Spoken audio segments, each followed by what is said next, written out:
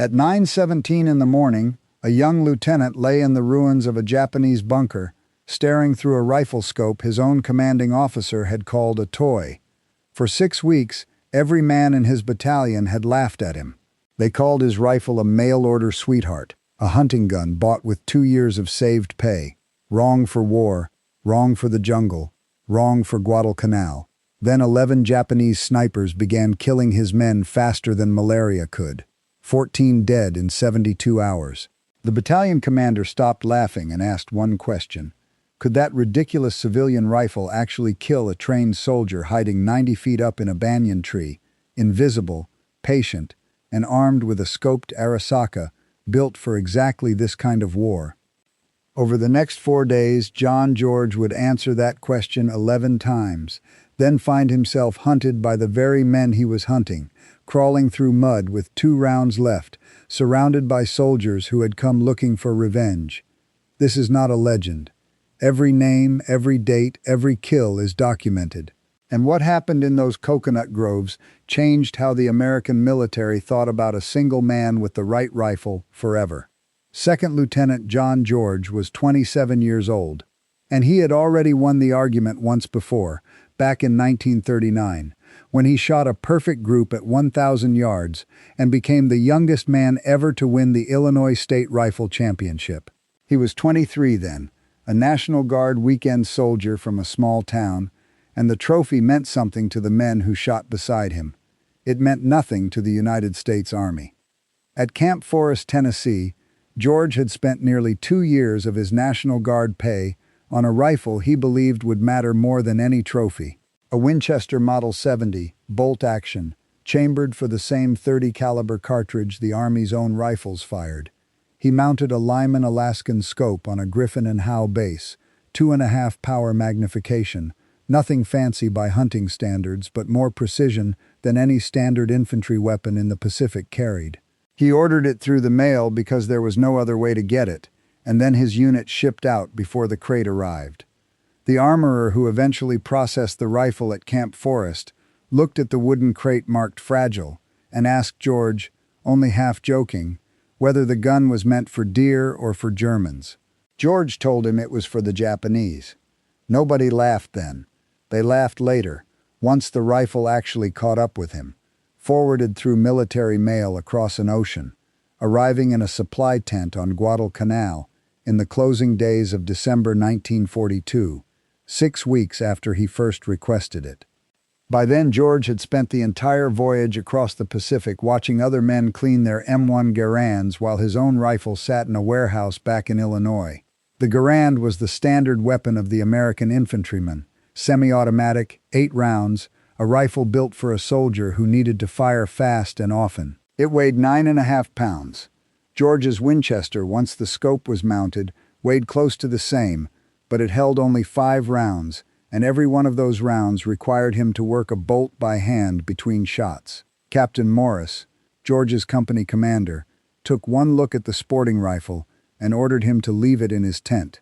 "Carry a real weapon," Morris said. George carried the Winchester anyway. The other platoon leaders had their own name for it.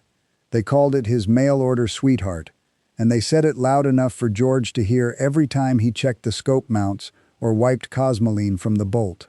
Some of them said it with a grin, the kind of joke that passed for affection among men who had nothing else to laugh about.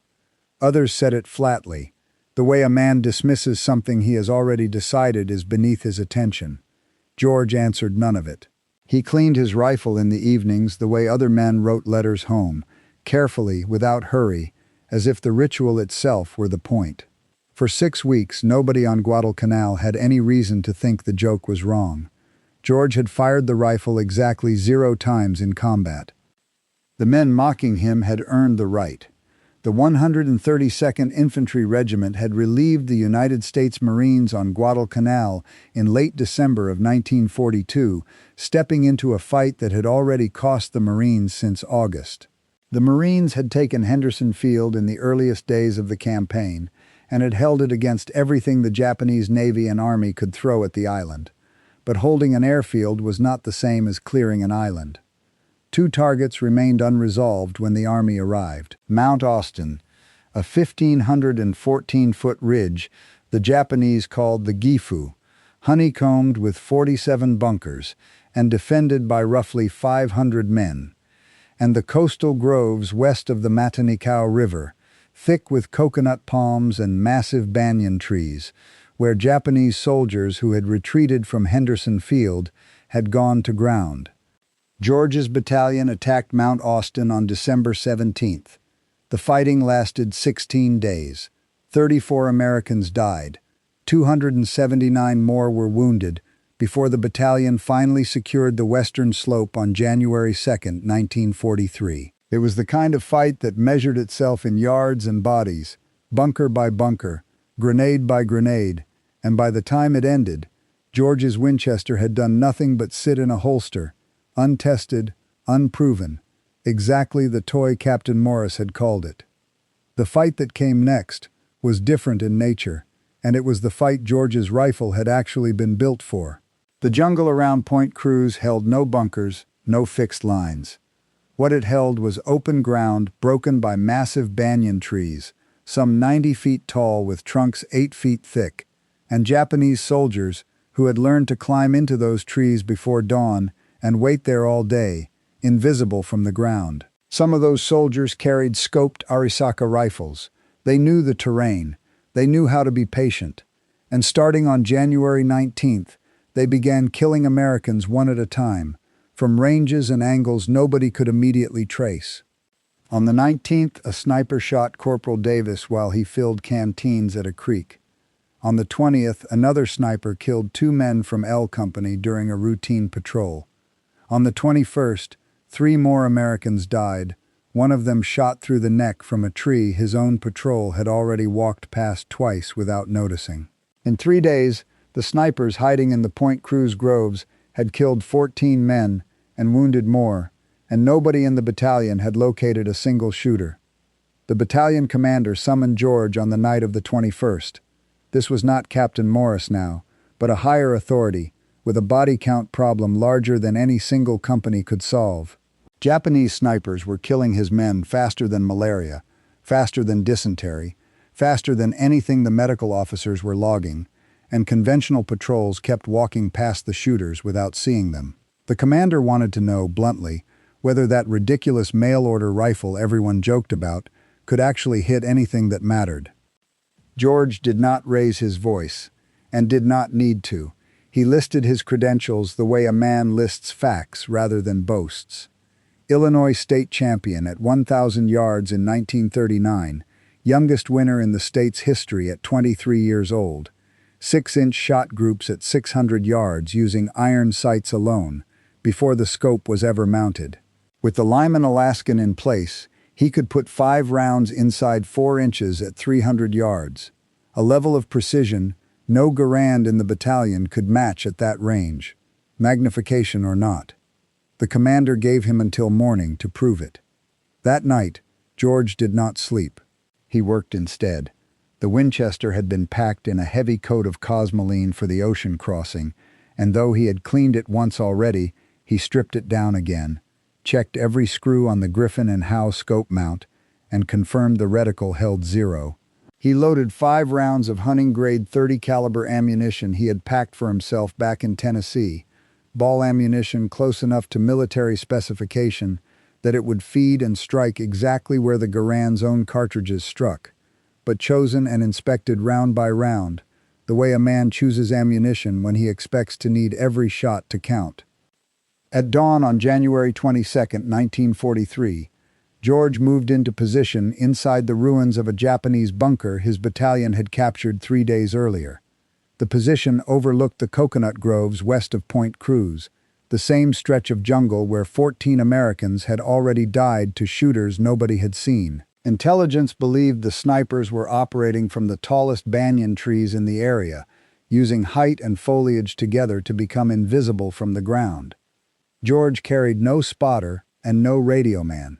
He had his rifle, a canteen, and 60 rounds of ammunition organized in stripper clips, and he intended to do this alone, the way he had always shot alone at Camp Perry, except that every target from now on would be capable of shooting back. He settled into the wreckage of the bunker and began to glass the tree line, slow and methodical, left to right, top to bottom, filtering out the birds and insects and the distant grumble of artillery, the way he had trained himself to filter out crowd noise at a rifle match. The Lyman Alaskan offered only 2.5 power magnification, barely enough to matter at first glance, but enough, George knew, to catch the one thing a naked eye would miss entirely: a branch moving where there was no wind to move it. For the better part of an hour, nothing did. The jungle held its stillness the way it always did, patient in a way that felt almost deliberate, as if the trees themselves were waiting to see what kind of man had come to sit among their ruins with a rifle everyone said did not belong there.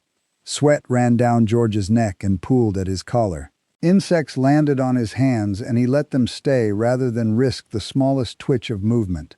The heat inside the bunker's broken walls climbed steadily as the sun rose higher, and the smell of the jungle, damp earth and rotting vegetation, and something faintly like gun oil left behind by the Japanese who had built the position, settled around him like something solid. Somewhere out past 200 yards, in the high fork of a banyan tree, a Japanese soldier who had already killed Americans without ever being seen was doing exactly the same thing George was doing: watching, waiting, filtering out everything except the one small movement that would tell him where the next target was going to appear. Neither man yet knew the other's name. By nightfall, one of them would be dead, and by the time 4 days had passed, so would 10 more men just like him, though nobody standing in that bunker at 9 o'clock that morning could have guessed the number would climb anywhere near that high. At 9:17 that morning, a branch moved. No wind stirred the canopy, nothing else in the tree line shifted, only that one small fork of leaves 87 feet up in a banyan tree 240 yards out. George held his scope steady and waited for the movement to repeat itself, and when it did, he saw the shape behind it. A man in dark clothing, wedged into the place where 3 branches met, facing east toward the trail his own battalion used to move supplies. George adjusted for wind, 2 clicks right, and controlled his breathing the way he had controlled it 1,000 times on a rifle range where the targets never looked back.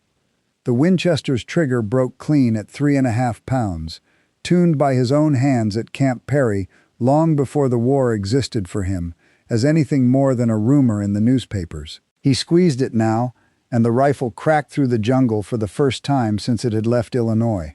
The Japanese sniper jerked and fell, tumbling 90 feet through the branches before he struck the ground near the base of the tree. George worked the bolt, chambered a fresh round, and kept his scope where it was. Japanese snipers worked in pairs, 1 shooter and 1 spotter, and if he had just killed the shooter, the spotter was somewhere close, in that same tree or one nearby, and George had no intention of assuming otherwise. He found the second man at 9:43, 60 yards north of the first tree, lower in the canopy, perhaps 50 feet up, already climbing down in a hurry, because he had heard the shot and understood exactly what it meant for his own position. George led the movement and fired. The soldier fell backward off the trunk, his rifle clattering through the branches just ahead of him, and both bodies struck the jungle floor within seconds of each other. 2 shots, 2 kills.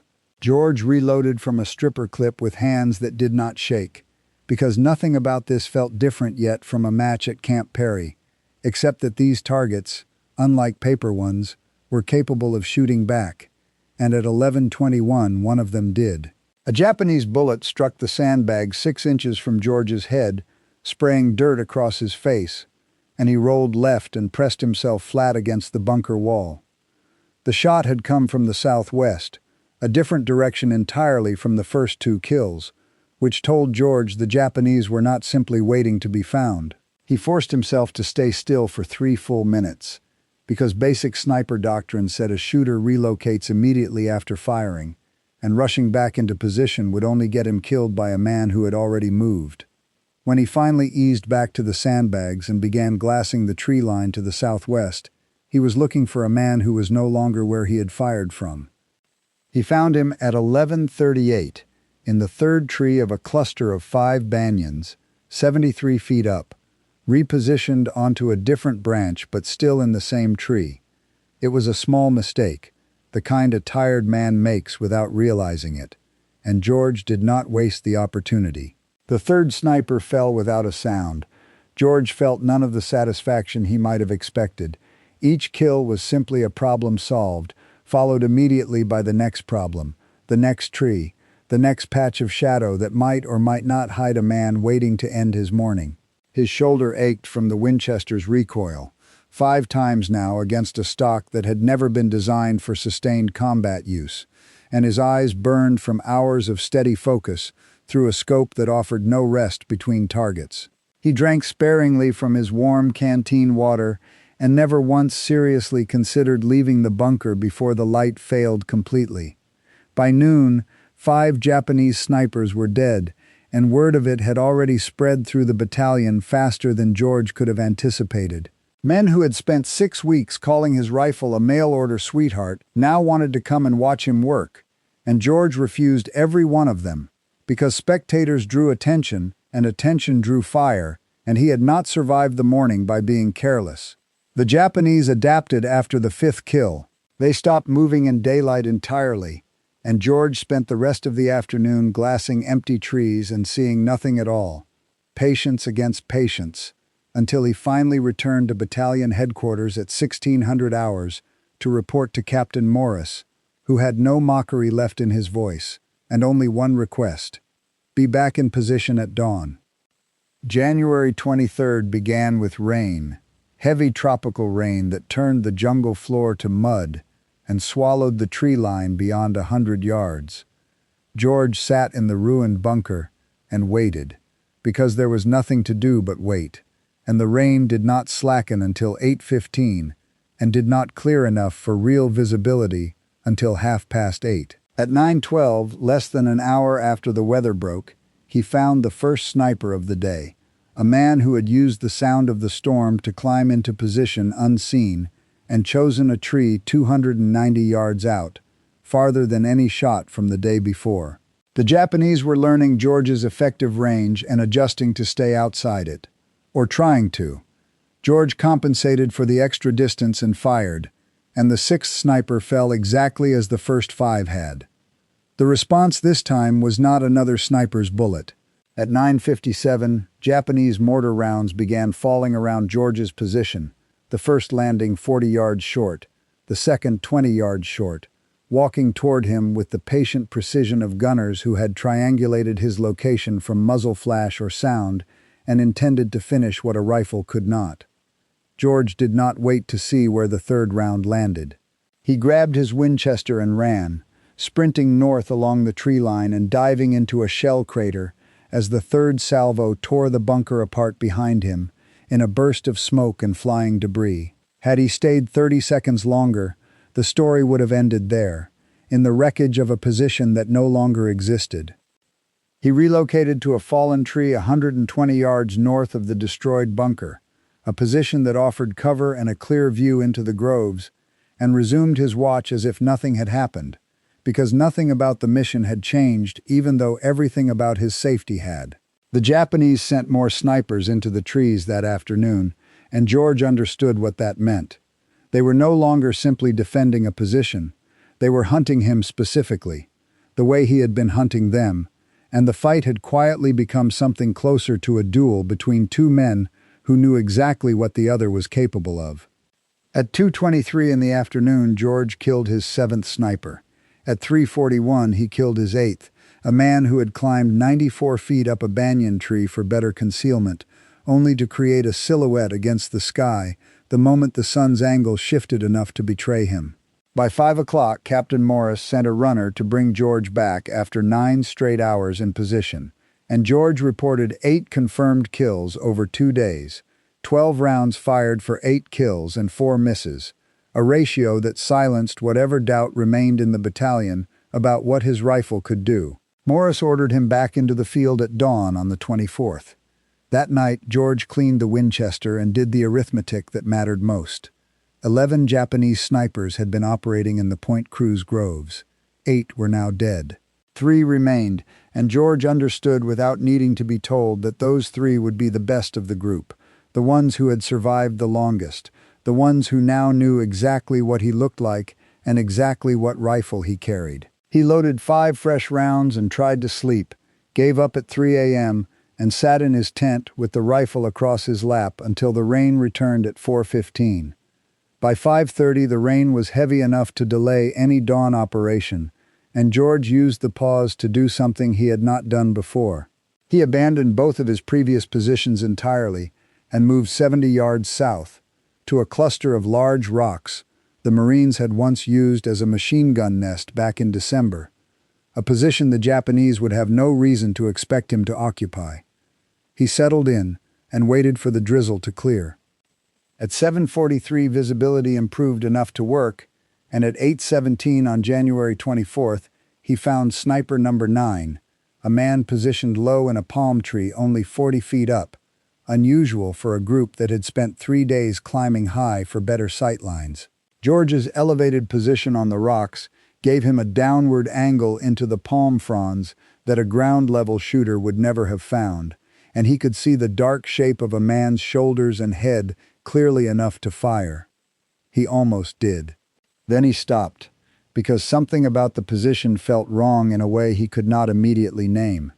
3 days of hunting had already cost the Japanese 8 men, and the 3 who remained were not the kind to make an elementary mistake by accident. If this sniper looked too easy to find, it was because he was meant to be found. Bates set out to draw fire from a second shooter who was watching for exactly that muzzle flash. George lowered his rifle and began the slow work of glassing every tree within 300 yards of the palm, a search that took 11 full minutes before it produced anything.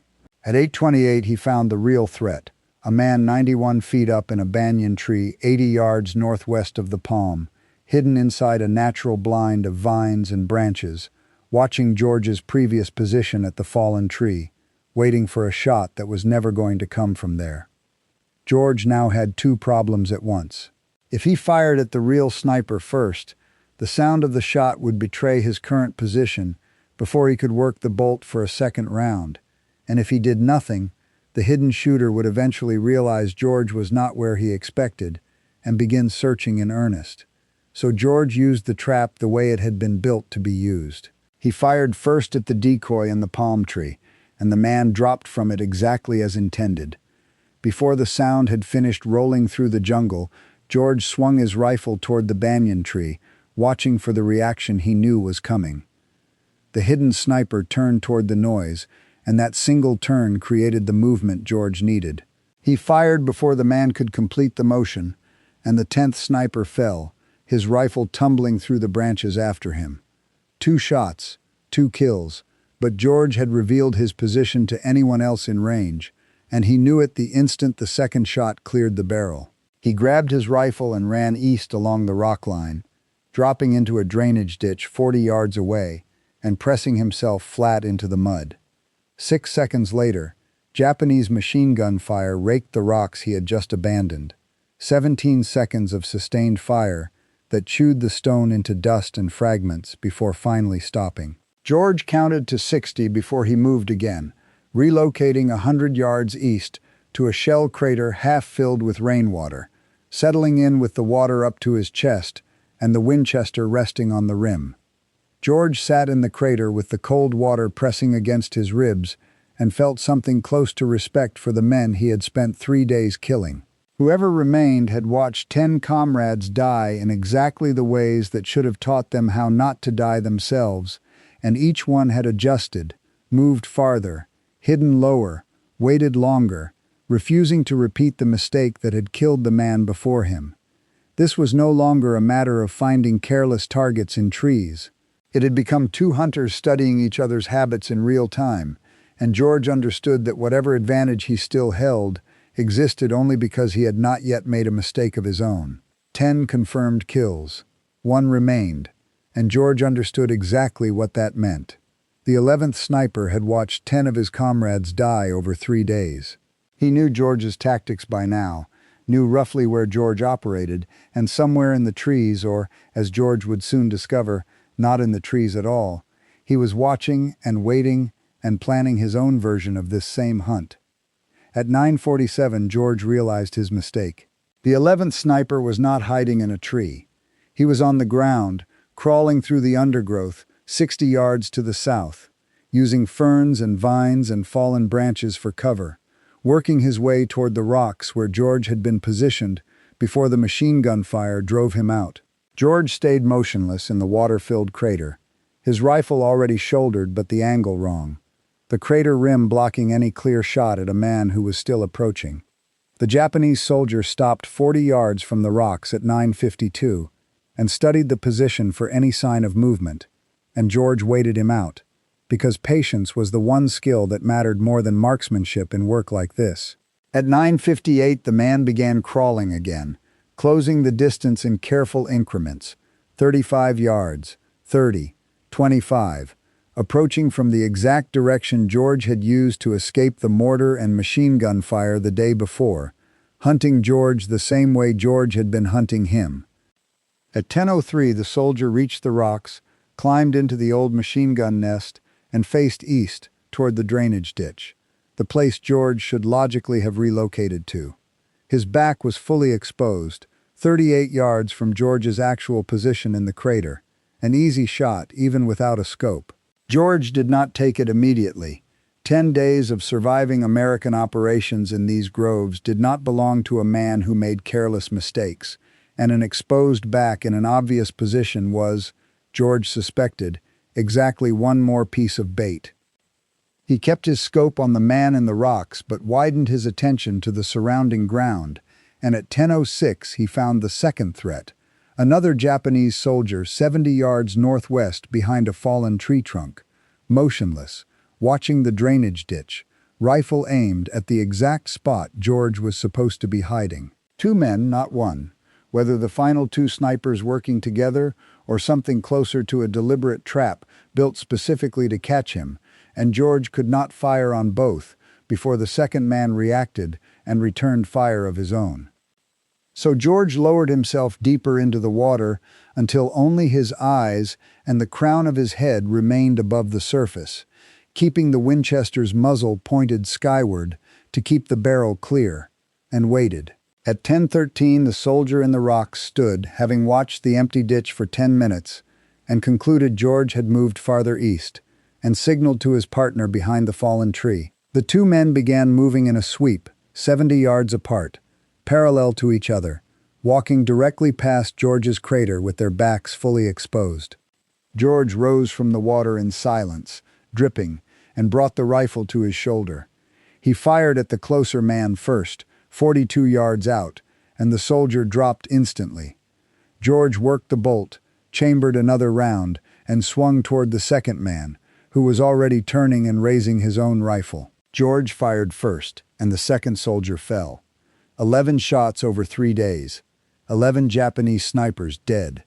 The battalion's 14 dead men in 72 hours had been answered, and George climbed out of the crater to retrieve his spent brass, believing for one brief moment that the fight in these groves was finally over.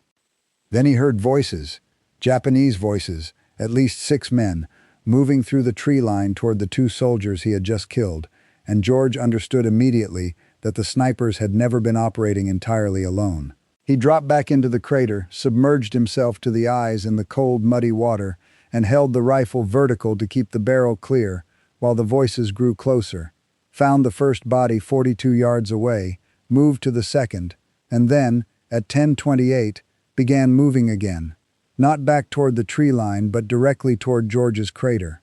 They had found his boot prints in the mud. 5 rounds remained in the Winchester against at least 6 armed men, poor odds for a bolt-action rifle against a squad with automatic weapons, and George had only 2 real choices: stay hidden and hope they passed, or fight.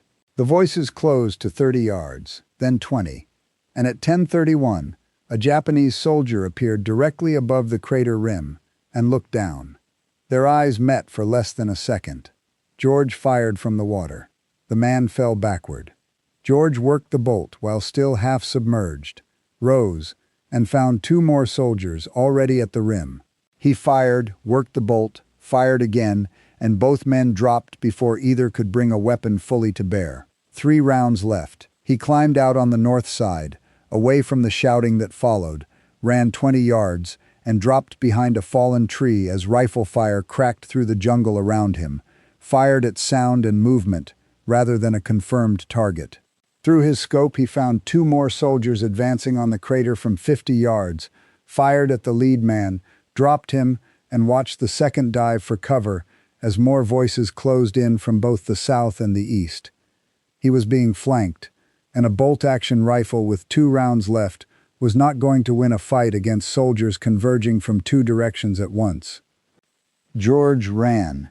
He sprinted north through vines that caught at his boots and branches that whipped across his face, bullets snapping past and kicking dirt from the trees around him, and after 90 seconds he dove into a dry shell crater and pressed himself against the wall to listen. The voices behind him grew distant, then stopped advancing altogether, the Japanese apparently choosing to regroup around their dead, rather than continue the chase. George checked the Winchester. Mud in the action, water still dripping from the barrel, 2 rounds remaining and no spare clips, all of them left behind in a pack, somewhere near the crater he had abandoned. He began moving again at 10:47, walking now instead of running, staying low, working northeast toward the American lines through jungle that had gone entirely quiet except for his own breathing and the distant grind of artillery. At 11:13 he reached the American perimeter, was challenged and passed through by a Marine sentry, and walked directly to battalion headquarters to report to Captain Morris. 11 Japanese snipers killed in 4 days, 12 rounds fired against them for 11 hits. Then a firefight against the recovery squad, 5 more rounds fired for 3 additional kills. Down to 2 rounds remaining, rifle full of mud and water, in need of cleaning but functional. Morris told him to clean the Winchester and rest. There would be no operations the next day. The Japanese, intelligence now believed, were preparing to evacuate the island entirely within 2 weeks, and the groves west of Point Cruz were no longer the priority they had been 4 days earlier. George returned to his tent, Field stripped the rifle completely, and spent 2 hours running patches through the barrel until they came out clean, checking the scope mounts, adjusting eye relief, loading 5 fresh rounds into a rifle that had just killed 14 men in 4 days and had been called a toy for 6 weeks before it ever fired a single shot in anger. At 1400 hours on January 25th, word came down from division headquarters that George was wanted at battalion command. He walked there expecting the possibility of a reprimand, unauthorized engagements, excessive ammunition spent, a lone officer operating without support, in a way that could easily read as reckless on paper rather than effective. Instead, he found Captain Morris standing alongside 2 other officers, one of them Colonel Ferry, the regimental commander, and Ferry had only one real question. Could George teach other men to do what he had just done? George answered honestly. He could try, but it would take time, and it would require rifles fitted with real optics and men who already knew how to shoot before he ever met them. Ferry had both. 14 Springfield rifles with unertl scopes sat in division stores, sniper weapons the Marines had left behind months earlier, and 40 men in the regiment had qualified as expert marksmen before they ever left the United States. Ferry wanted a sniper section built from scratch, trained by George, tasked with clearing any remaining Japanese shooters from American operational areas. George accepted on one condition. He kept the Winchester. Ferry agreed without hesitation. Training began on January 27th at a makeshift range 2 miles east of Henderson Field. 40 marksmen who had never killed a man from concealment learned breathing control, trigger squeeze, and wind reading from an officer barely older than most of them, working with Springfield rifles that weighed 11 pounds with their scopes mounted, heavier and more tiring to hold steady than anything they had trained with back home. George taught them to build stable positions from whatever the jungle offered, rocks, logs, sandbags, because the terrain would never hand them a perfect firing platform the way a stateside range had. By January 30th, 32 of the 40 men could consistently hit targets at 300 yards under field conditions, and George organized them into 16 two-man teams, one shooter and one spotter, carrying a Garand for security, roles that rotated after every engagement, so no single point of failure existed in any team. On February 1st, 4 of those teams moved into the field for the first time, tasked with clearing Japanese stragglers from the trail networks west of the Guadalcanal River. George paired himself with a spotter named Corporal Hayes, and by the end of that single day, his team alone had engaged 8 Japanese soldiers along one resupply trail, 7 confirmed kills against 1 miss caused by wind. The other 3 teams reported similar results: 23 Japanese dead that day, and not 1 American casualty. The section kept operating through the first 2 weeks of February, clearing rear guard positions as the Japanese accelerated their evacuation of Guadalcanal, destroyers slipping in at night to pull troops off the western beaches near Cape Esperance, while American units pushed to cut off the retreat. By February 9th, the section George had trained from nothing had accounted for 74 confirmed Japanese dead, a conservative count that only recorded kills where a body had actually been observed to fall. 0 American snipers had been killed or wounded in that entire stretch of operations. It was, by any measure available to Colonel Ferry, an extraordinary result for men who 3 weeks earlier had never fired a shot at anything but paper. The one man who did not walk away from those 2 weeks untouched was George himself. On February 7th, operating near the Tenaru River, a Japanese rifleman shot him through the left shoulder. The impact spun him around and dropped him to the ground before he fully understood what had happened. Hayes dragged him to cover under fire and called for a corpsman, and the wound, though serious, had passed cleanly through muscle without touching bone or a major vessel. George was evacuated to a field hospital near Henderson Field, where doctors told him he would recover fully but needed at least 3 weeks away from combat. He was still in that hospital bed on February 9th when American forces finally reached Cape Esperance and found it empty. The Japanese evacuation was complete. The Guadalcanal campaign, which had begun in August of the previous year and cost thousands of lives on both sides, was finally over, and George's own contribution to its final chapter, 11 snipers in 4 days and 74 more through the section he built and trained, earned him a recommendation from Colonel Ferry for a Bronze Star. His war did not end there. While George recovered, orders arrived from Pacific Command seeking experienced combat officers for a new and still classified mission somewhere in Burma.